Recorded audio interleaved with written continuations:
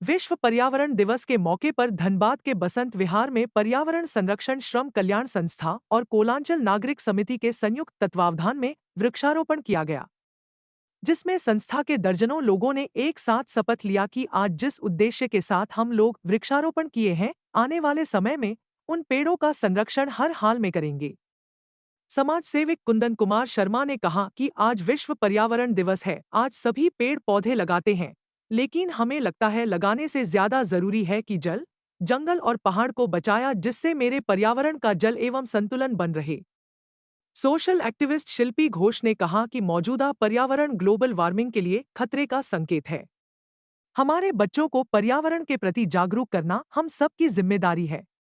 वहीं मजदूर नेता चंद्रशेखर पाठक ने कहा कि हमारे धनबाद में हजारों लोग संगठन से जुड़कर लगातार पर्यावरण के लिए काम करते हैं, लेकिन सरकार और जिला प्रशासन की उदासीनता पूरे कोलांचल वासियों के लिए मौजूदा पर्यावरण चिंता का विषय बना हुआ है।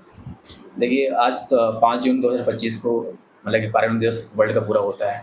तो हम लोगों ने जो है पर्यावरण संरक्षण श्रम कल्याण संस्थान के अंदर और इसके साथ साथ जो है कोलांचल नागरिक समिति के बैनर तले जो है हम लोगों ने काफ़ी पेड़ लगाया है।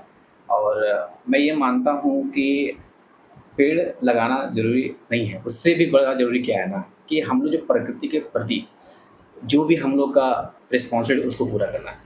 तो हम लोग जो पेड़ लगा रहे हैं, तो ये सिर्फ पेड़ लगाने का मतलब क्या है कि हम लोग आने वाले जो जनरेशन है ना उसको एक अच्छा हम लोग वातावरण दे रहे हैं। आज के समय में जो पर्यावरण या जलवायु जो परिवर्तन होते जा रहा है, जैसे ग्लोबल वार्मिंग बढ़ रहा है, तो जिसके कारण जो है काफ़ी ज़्यादा खतरा है भविष्य के लिए।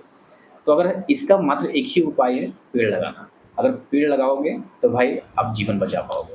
तो मेरा लास्ट में ये कहना है कि पेड़ लगाओ, जीवन बचाओ।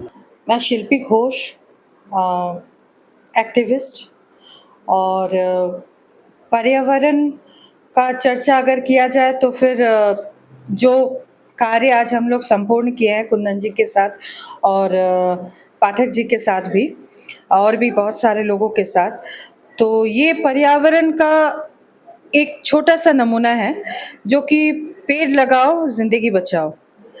इससे क्या होता है कि अगर हमारे आने वाले कल मतलब चिल्ड्रंस जो है वो इस मॉरलिटी से आगे बढ़ेंगे, ताकि किसी पेड़ के टहनियों को फाड़ने या छोड़ने या काटने से पहले वो सोचेंगे कि दूसरा 3-4 पेड़ और लगा देते हैं, उसके बाद इसके पत्ते को तोड़ते हैं। तो क्या होगा कि एक अगर आप तोड़ते हो तो 10 और पनप जाते हैं, जिससे कि भविष्य भी उज्जवल होता है और हमारा देश भी स्वच्छ समाधान रहता है। यही हमारे संरक्षण और इसका अस्तित्व है। और सबसे बड़ी बात है कि इम्प्लीमेंटेशंस की बहुत ज़रूरी है, जो कि कमी है हर क्षेत्र में। और धनबाद में माइंस कोलियरीज पे ज़्यादातर अगर इस विषय पे वर्क किया जाए तो बहुत ही अच्छा होगा।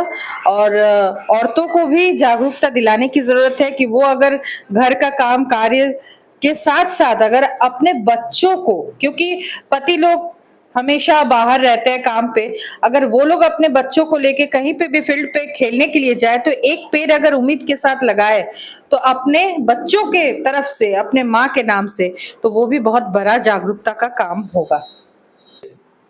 कोयलांचल नागरिक समिति एवं पर्यावरण संरक्षण श्रम कल्याण संस्थान के संयुक्त तत्वावधान में वृक्षारोपण, पौधरोपण तथा पौधा वितरण का कार्यक्रम आयोजित हुआ और इसमें पर्यावरण के प्रति जागरूकता फैलाई गई, लोगों से पर्यावरण के संबंध में जानकारी दी गई।